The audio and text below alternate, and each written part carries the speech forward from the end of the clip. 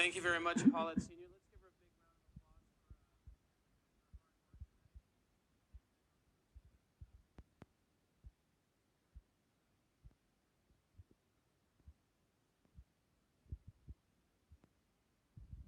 for here.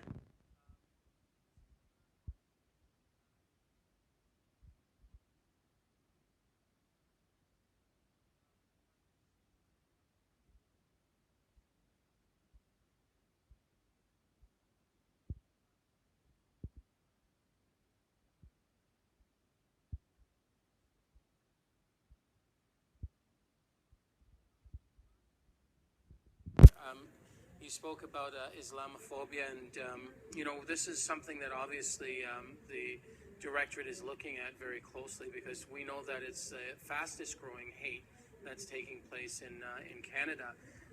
And yesterday, I had the opportunity in Hamilton to visit the mosque, the Ibrahim Jami Mosque in Hamilton, where a 34-year-old man went and tried to burn it down.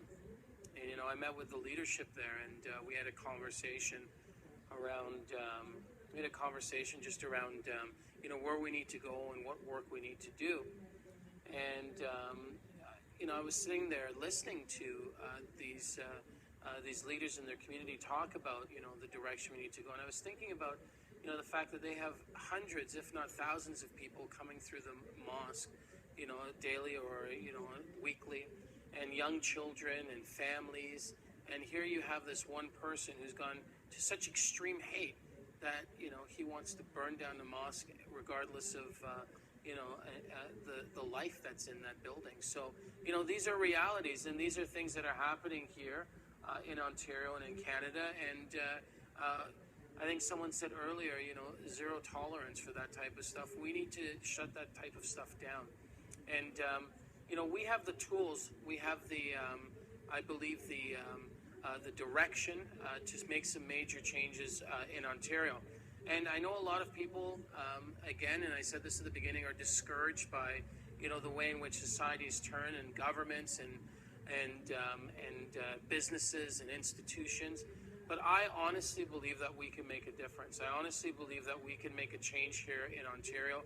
We've always been a jurisdiction that's been able to do things a little bit differently from the rest of the world. That's why we have people wanting to come here, because there is some hope here, and there are some there are opportunities here.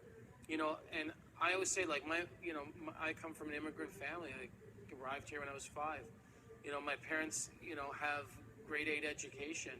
I grew up in a poor neighborhood in Toronto, but I was provided with some opportunity and a lot of luck, and I have the opportunity to do this type of work, which has been very rewarding for me for the last 13 years. So I just want to say thank you and have some hope.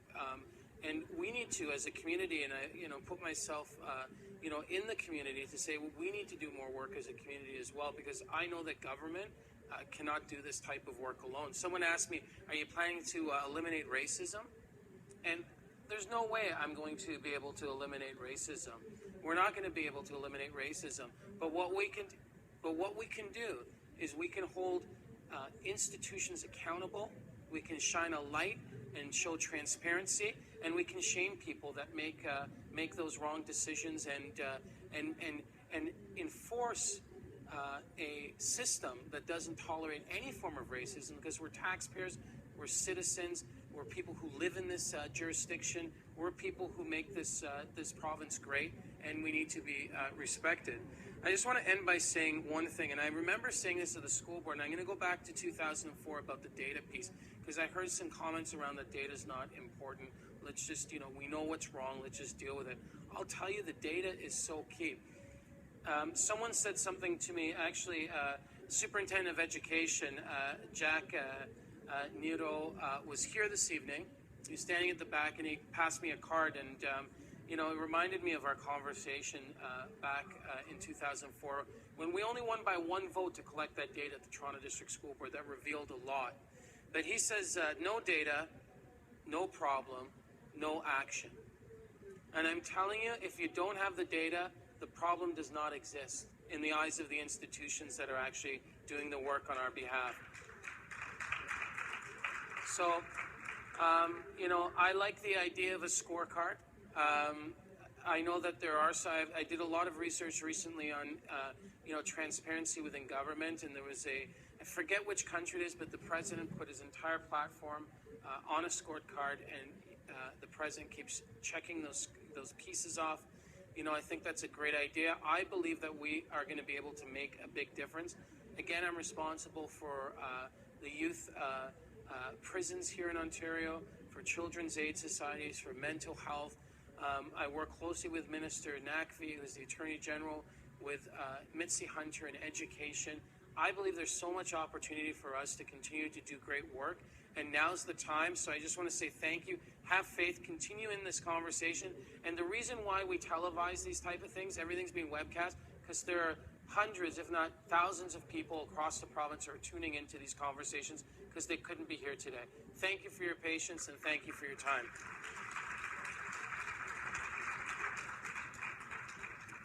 Last point, there was a comment made that the politicians weren't here tonight. Deepika Demerla is from the community here. She represents this community, Mississauga, and we had Harinder Mali, who was here, who's also an MPP from the area tonight. So thank you for being here, Deepika.